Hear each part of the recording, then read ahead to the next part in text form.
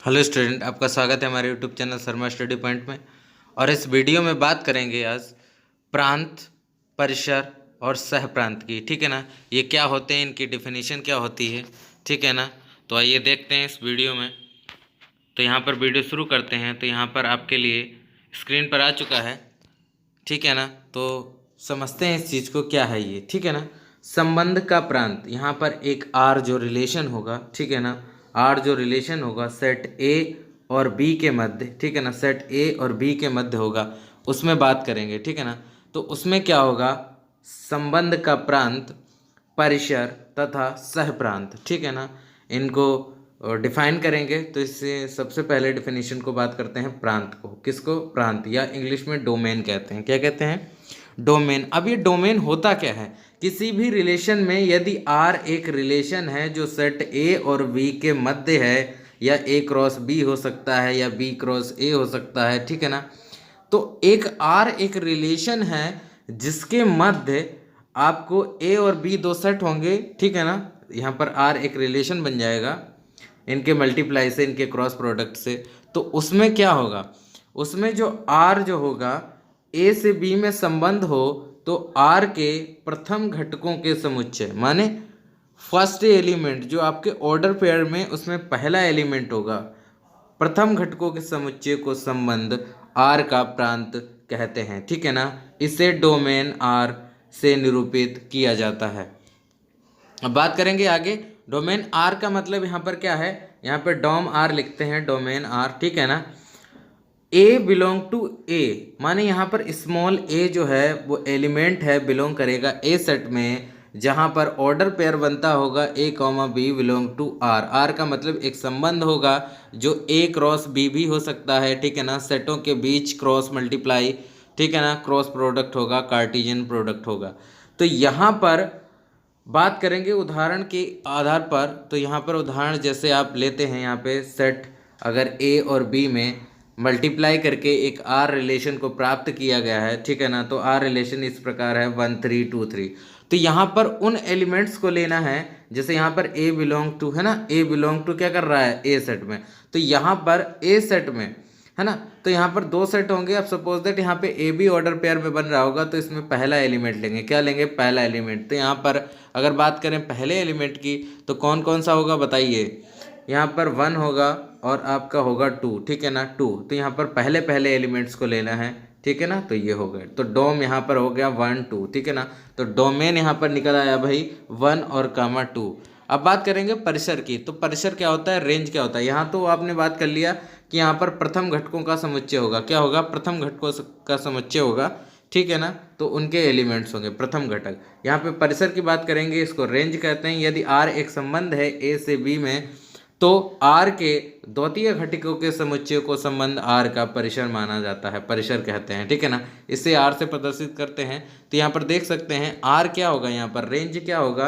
यहाँ पे B belong to be का मतलब है जो सेट एक रिलेशन प्राप्त होगा आर, उसमें द्वितीय घटक के समुच्चय होगा। क्या होगा? द्वितीय घटक का मतलब यहाँ पे आपको एक ए सेट है, एक बी सेट है, जिनसे ए क्रॉस बी यहाँ पर प्राप्त हुआ है। आर एक रिलेशन 1 कामा 3 और कामा 2 कामा 3 ऑर्डर पेयर में, ठीक है ना। तो यहाँ पर रेंज क्या हो जाएगा भाई, रेंज का मतलब है द्वितीय। यहाँ पे द्वितीय घटक की बात की गई है, तो यहाँ पे दूसरा घटक है 3, यहाँ पे भी 3 है, तो एक ही बार लिखेंगे ना फिर। तो द्वितीय घटक यहाँ पे रेंज क्या हो जाएगा, 3 हो जाएगा। यहाँ पे द्वितीय घटक जो है आपका 3 है, तो इसलिए रेंज क्या हो गई, 3 हो गई, ठीक है ना। इसके बाद बात करते हैं सह प्रांत की। किसकी? सह प्रांत। इसको कहते हैं कोडोमेन। यदि आर एक रिलेशन है, दो सेटों में ए से बी में संबंध है, तो बी संबंध आर का सह प्रांत कहलाता है। माने यहाँ पर जो बी सेट होगा पूरा, है ना, यहाँ पर अगर मान के चले, यहाँ पर एक सेट ए है, यहाँ पे एक सेट बी है, तो यहाँ पे आर निकालोगे इनमें रिलेशन। तो यहाँ पे ए क्रॉस बी कैसे करते हैं भाई, पहले एलिमेंट्स को आप लेंगे, इसके साथ 1 3 1 6 2 3 2 6 3 3 3 6 और 7 3 7 6, है ना। तो इस तरीके से कहने का मतलब हो जाएगा।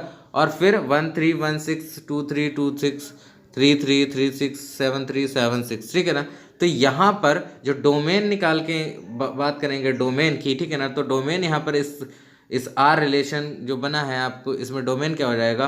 तो डोमेन में क्या होता है, घटक के पहले पहले वाले, ठीक है ना, पहले घटक, तो यहाँ पर 1 है, उसके बाद यहाँ देखो पहले में, फिर उसके बाद 2 है ना, फिर उसके बाद 3 है, फिर 3 के बाद आपका आ जाता है यहाँ पर 7, ठीक है ना 7। तो यहाँ पर 1 3 और 7 है, ठीक है ना। तो 1 2 3 7 हो गया प्रथम घटकों का समुच्चय, यहाँ पर डोमेन कहलाता है। क्या कहलाता है? डोमेन। It is clear.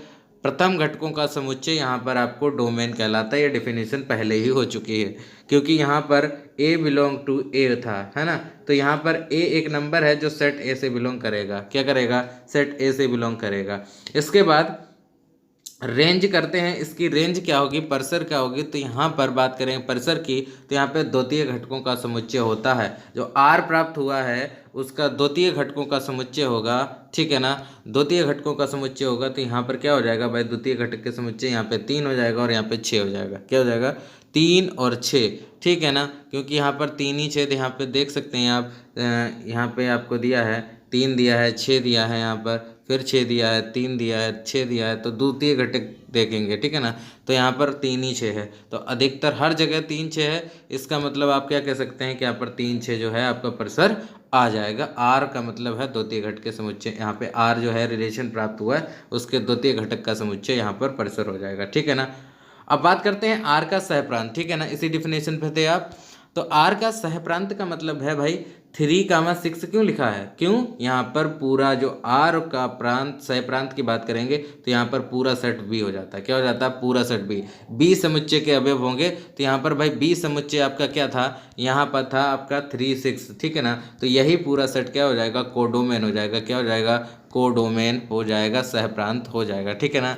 इसके बाद बात करेंगे अब एक क्वेश्चन की ओर, तो क्वेश्चन की तरफ बढ़ते हैं। तो क्वेश्चन हमारा यहाँ पर ये कहता है, ठीक है ना, पिछली वीडियो वाला क्वेश्चन है ये, कार्टेशियन प्रोडक्ट, ठीक है ना। बात करते हैं प्रश्न।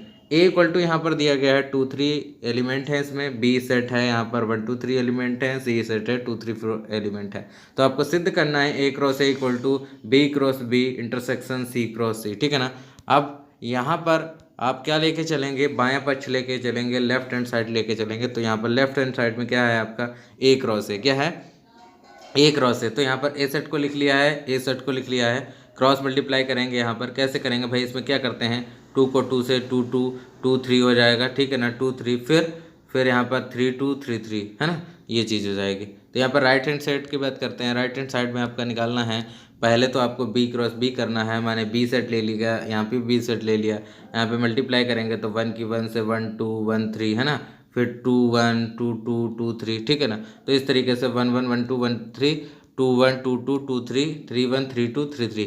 अगर आपको ये समझ में नहीं आ रहा है तो आप वीडियो पिछली देख सकते हैं, इससे पहली वीडियो, ठीक है ना। उसमें आपको ए क्रॉस बी या बी क्रॉस ए सब कुछ यहाँ पर समझाया गया है। तो यहाँ पर बस सिंपल सा फार्मूला होता है, 1 1 करके 1 2 करके 1 3 करके, फिर आप 2 को पकड़िए तो 2 को फिर 1 से, फिर 2 को 2 से, फिर 2 को 3 से, ठीक है ना। फिर आप ऐसे ही आगे एलिमेंट को लेते जाएंगे, फिर 3 को 1 से, 3 को 2 से, 3 को 3 से। तो यहाँ पर ये आपका आर सेट रिलेशन प्राप्त हो जाएगा, बी क्रॉस बी हो गया, ठीक है ना, बी क्रॉस बी।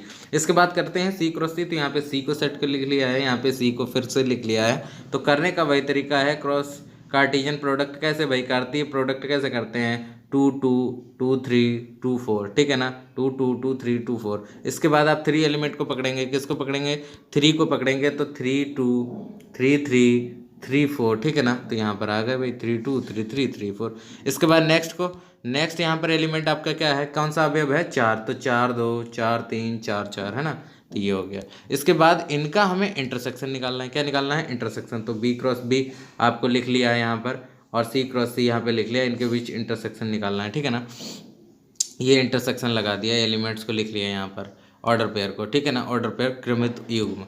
अब बात करते हैं यहाँ पर कॉमन कौन से होंगे। तो भाई बात करेंगे कॉमन की, तो यहाँ पर कॉमन बस आपका कौन सा होगा, यहाँ पर आपका होगा 2 2, यहाँ भी 2 2 है, ठीक है ना। इसके बाद 2 3 क्या होगा, यहाँ पे बात करेंगे 2 3, यहाँ भी 2 3 है। इसके बाद 3 2, तो यहाँ पर भाई अगर बात करेंगे 3 2 की, यहाँ भी है और यहाँ पर भी 3 2 है दूसरे में भी। अब बात करेंगे 3 3 की, देखो यहाँ पर आप देख सकते हैं 3 3 यहाँ भी है और यहाँ पर भी 3 3 है। तो इस प्रकार हमारे कितने हो गए भाई, यहाँ पर 2 2 2 3 3 2 3 3। तो यहाँ पर लेफ्ट हैंड साइड देख सकते हैं हम, क्या है, लेफ्ट हैंड साइड बराबर है। तो इसीलिए यहाँ पर प्रूफ हो गया आपके लिए, क्या प्रूफ हो गया कि लेफ्ट हैंड साइड बराबर हैं। यहाँ पर जो एलिमेंट्स आए हैं 2 2 ऑर्डर पेयर में 2 2 2 3 3 2 3 3, तो वहाँ भी आपका देखो आए थे कि ठीक है ना। यहाँ पर जो आपको निकाला था A क्रॉस A, तो यहाँ भी 2 2 2 3 3 2 3 3 आए हैं। तो इसका मतलब हमारा प्रूफ हो गया, यहाँ पर प्रूव्ड हो गया। क्या हो गया? ये प्रूव्ड हो गया, ये सिद्ध हो गया। ठीक है ना। वीडियो को लाइक करें, ठीक है ना, और चैनल को सब्सक्राइब कर लें। Thank you for watching this video.